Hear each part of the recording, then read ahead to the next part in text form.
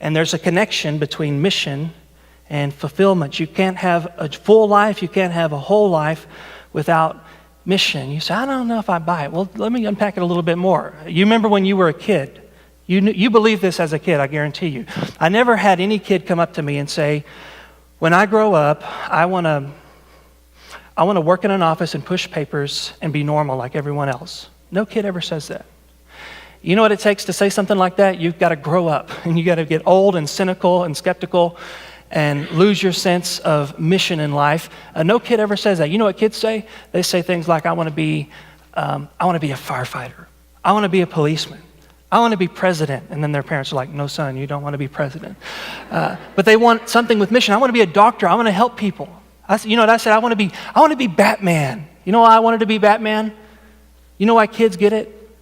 Because they see there's a connection between mission and joy. I still want to be Batman. I mean, still to this day, when I preach, I wear my Batman shirt. Why is that? Because some of you are saying, don't look, Bethel. It's too late. She'd been mooned. No, this is just for illustrative purposes, but it makes the point that when you're a kid, before you grow up and become skeptical, you know that there's a connection between mission and worship. Between mission and joy. Why did we grow up? I don't know why. G.K. Chesterton says there's a tragedy in growing up because you lose this sense of wonder. You lose this connection between mission and joy. I mean, you know it. I know it. We knew it as kids, and that's what Jesus is saying. There's a connection between living for something larger than yourself and actually finding self-fulfillment.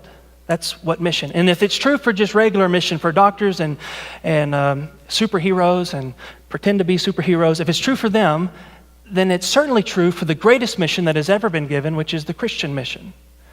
If we get joy from many missions, like being a police force or being a teacher, whatever it is that may be the case, if it's true for those lesser environments, then it's certainly true for the greater environment of the Christian mission.